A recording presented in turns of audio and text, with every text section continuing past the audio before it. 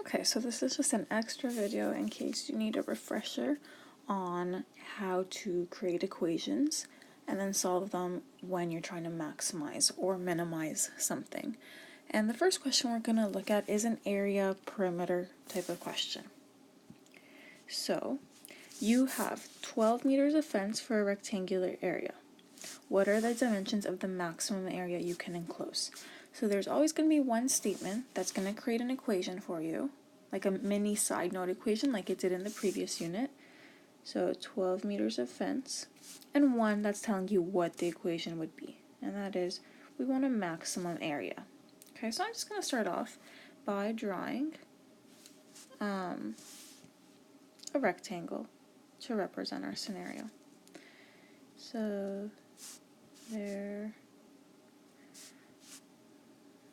we go, it's a little off, but that's okay. You get the idea.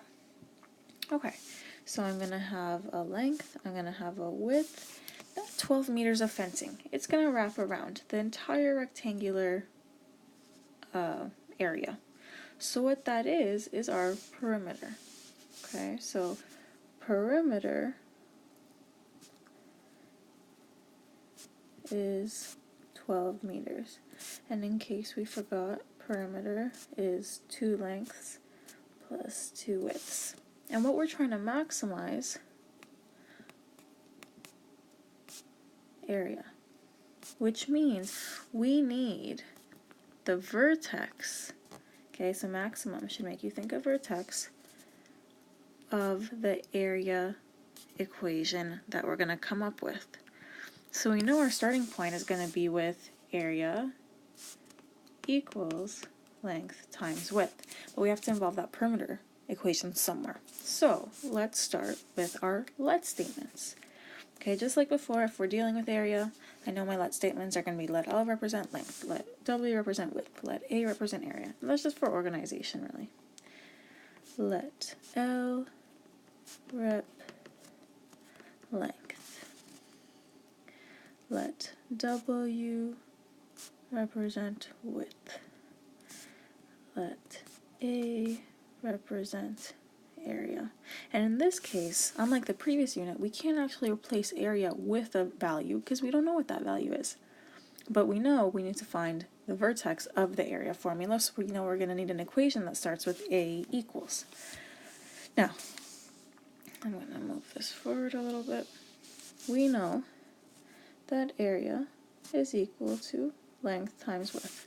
I can't find the vertex of this equation because I have too many variables. So this is where I use that perimeter information. My perimeter is 2 L's plus 2 widths, but I know my perimeter is 12. So now I'm going to have to isolate for one of my variables. It really doesn't matter which one you want to isolate for. I'm going to isolate for W in this case. So I'm going to bring the 2L over and it becomes negative, and I have to divide out the 2 from everything. So that I'm left with 6 minus length equals W. Now I can take the 6 minus L, that's equivalent to W, and replace it in my width, variable. So now I have area equals length times 6 minus length. Okay, I know I need my vertex. I have 2 methods I can use. I can use averaging the zeros, or I can use completing the square. Seeing as this equation is already in factor form, I'm definitely going to average my zeros. Now again, because I want to find the zeros, that means I need to turn area into 0 to show I understand that the zeros occur when the dependent variable is equal to 0. So 0 equals L times 6 minus L, and now L can equal 0, or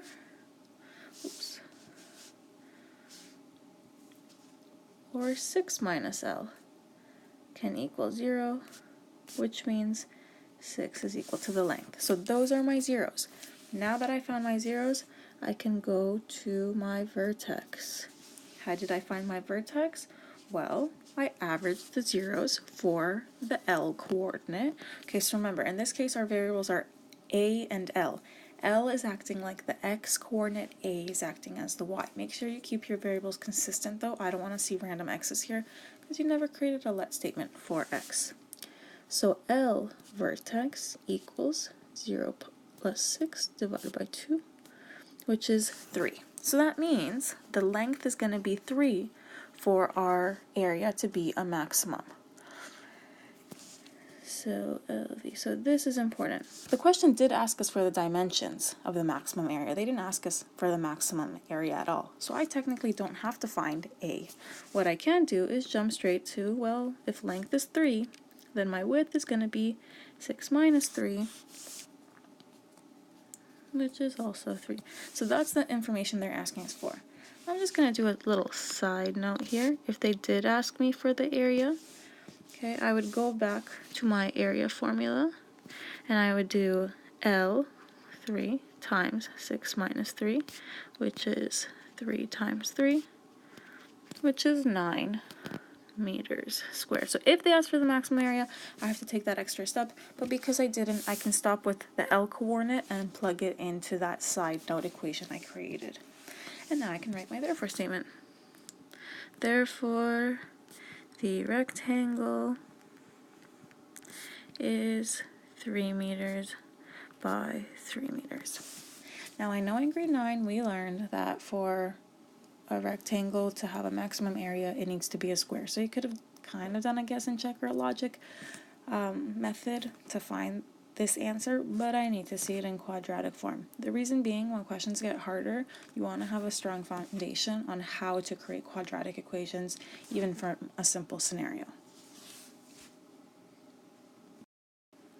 So just to recap quickly, my let statements were for length, width, area. I used perimeter to give me a side note equation for width in terms of length. I could have done length in terms of width, it does not matter. And then because I was maximizing area, I started with my area formula and replaced W with that side note. And then from there I found the vertex. I chose to use the averaging zeros method because this was in vertex form, or in factored form already. Okay, once I found the length coordinate of the vertex, I plugged it into my side note equation to find the width. And that's it. Okay, let's try a type of question that we haven't seen before. Okay, it might look similar to a grade 9 question where you're trying to find unknown numbers, but now they are actually going to create a quadratic equation. So the difference between two numbers is 8. Okay, remember difference means subtraction. Find the numbers if their product is a minimum. Okay, so what does this problem mean? When I subtract my numbers, I get 8. Oops. When subtract, so it's good to know what these words mean. Difference is another word for subtract. So when subtract two numbers, get 8. Okay. We want to minimize product, okay, which means we're looking for vertex of the product equation. And product is just multiplication. So number 1 times number 2 gives me the product, and that's the equation I'm going to try to find the vertex for. So how do we solve it? Well, let's start with our let statements. They're asking us to find the numbers, so guess what my first let statements are going to be? Let x represent first number, let y represent second number, and what am I minimizing? The product, so let p represent product. Okay, I'm going to start with my product equation. Product is first number times second number. So p equals x times y. Again, I can't find the vertex here because I have too many variables. So my side note equation is going to come from that difference statement. The difference between my two numbers is 8, which means x minus y, or y minus x, it really doesn't matter, equals 8. In this case, I am going to choose to isolate for x because it stays positive. So x equals 8 plus y. This is my magic or side note expression that I'm going to replace x with because it's equivalent to x. So now I have product equals 8 plus y times y. And again, this is in factored form, and I want to find the vertex. So I'm going to choose to do the zeros method. If you really wanted to complete the square, you'd have to get this into standard form and then start completing. So obviously that's an option. I just think finding the zeros and averaging them is a lot quicker.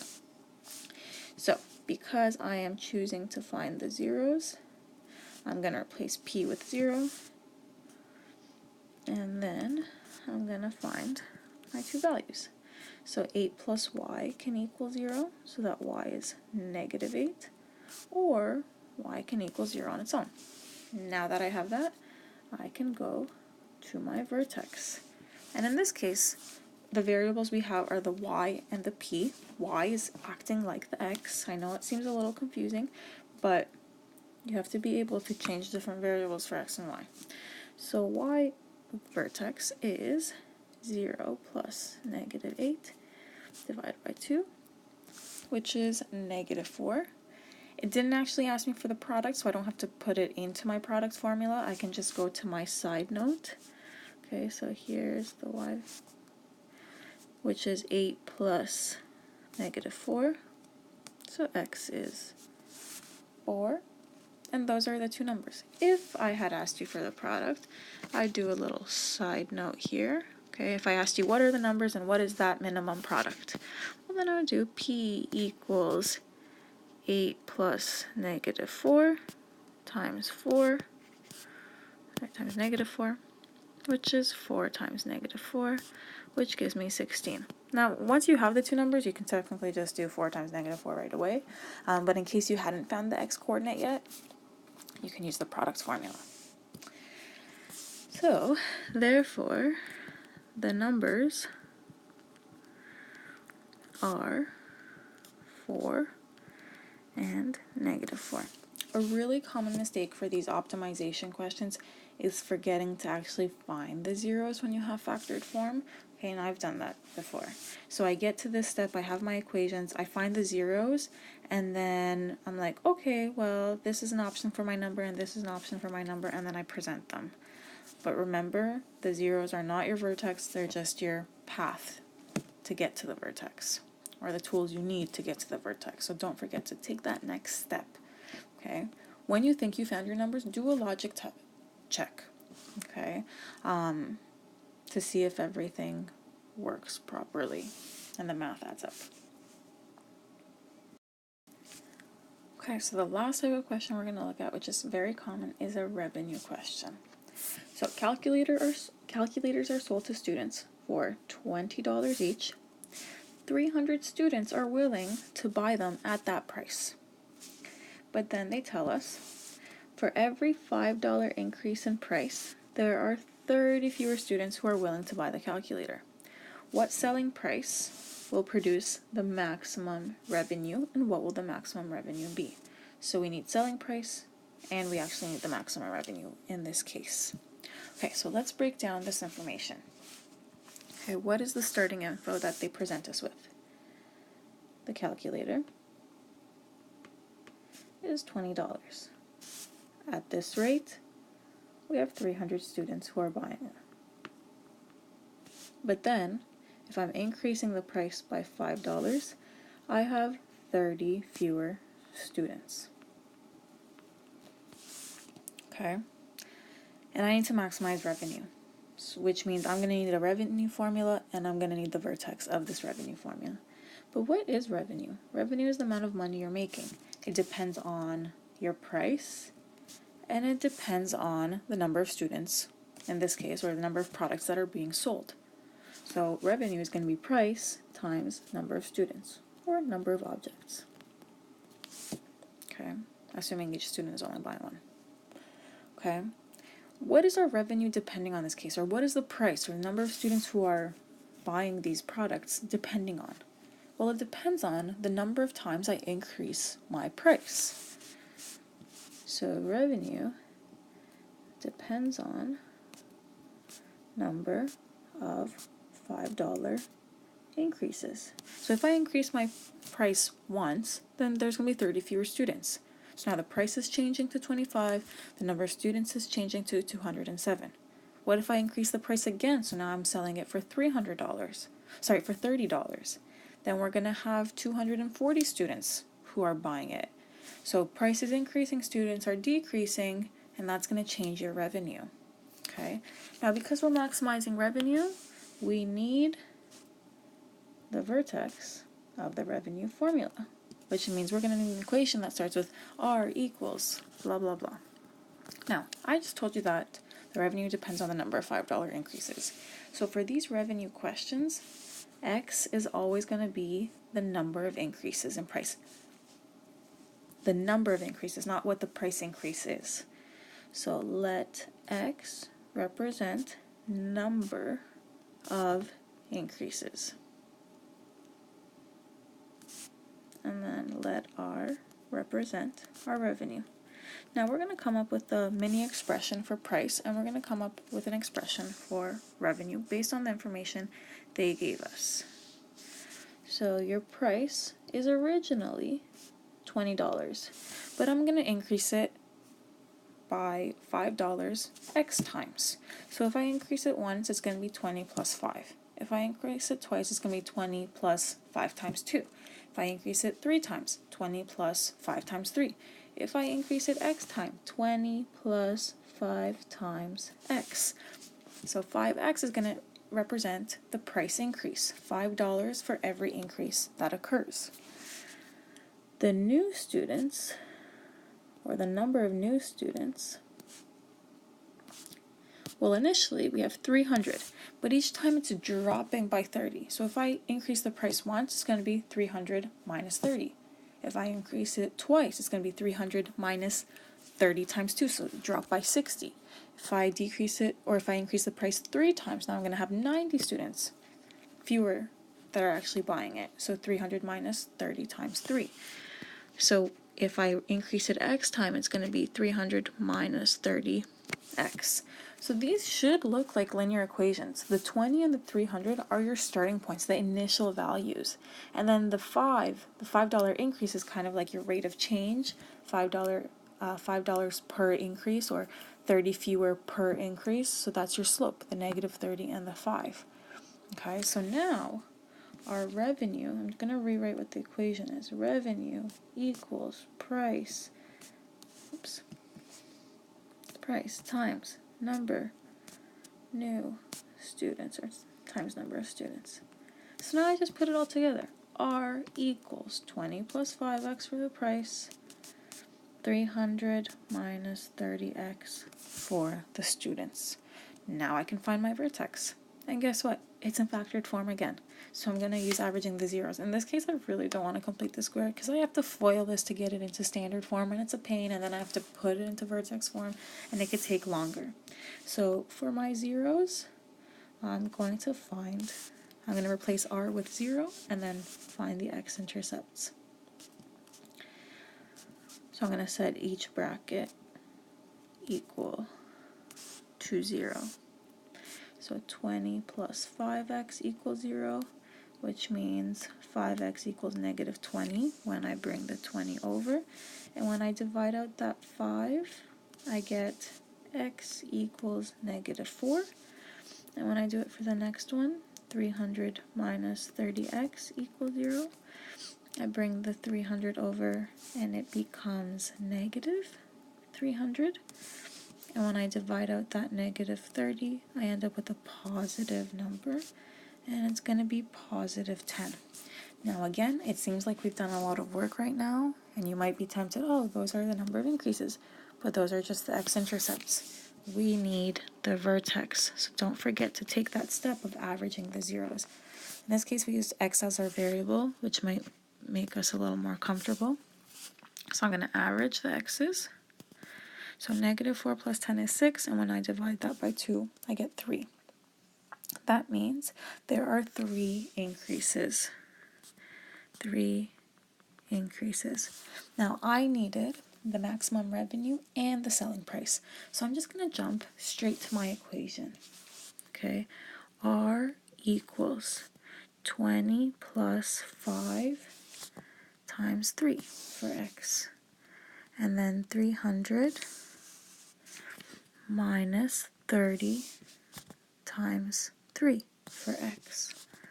Okay, and when I simplify this, I do not go straight to my calculator. I simplify each bracket because this first bracket represents price and the second bracket represents students, and then when I multiply them, I'll get my revenue.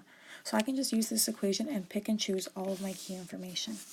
So R equals 5 times 3 is 15, and when I add 20 to it, I get 35. So that's my price, $35. 30 times 3 is 90, and when I do 300 minus 90, I get 210. So that's the number of students. So here is price. Here's the number of students that are going to buy it to maximize this revenue. And when I actually multiply my numbers, I'll get the maximum revenue, which in this case is 7,350. What did they ask me for? They asked me for maximum revenue, and they asked me for the price that will result in that maximum revenue. And now I have all the information I need. And these questions are really important because if you do own a business, you want a maximum revenue. So you want to see these connections of, well, what happens when I increase my price? What happens to the number of items that are being sold? So now we can write our therefore statement. Therefore, the max revenue of $7,350 occurs when calculators are sold for $35. Okay, and that's it. These revenue questions are very common. So, just to recap, X is always going to be the number of increases or the number of decreases in your price. R is going to be your revenue. Price and students depend on the initial value and the rate of change. So we were increasing by $5, so it's 20 plus 5x. The number of students were decreasing by 30, so 300 minus 30x. And then I just did price times students, found my zeros, averaged them, and put them in my formula. Again, make sure when you're plugging into your formula, simplify each bracket. That way you get each key component, the price and the number of objects, before you find that maximum revenue. And that's it. Those are the main types of questions you will see for optimization, so maximizing or minimizing something. You're going to need your let statements to guide you, and your starting equation that you're going to find the vertex for is going to be what you're trying to maximize or minimize, whether it's revenue, whether it's product, whether it's your area. There are some questions where you're trying to maximize or minimize the sum of the squares. So you have to look out for keywords to help guide you create those equations and those let statements. Because once you have the equation, finding the vertex should be a piece of cake because we've done it so much.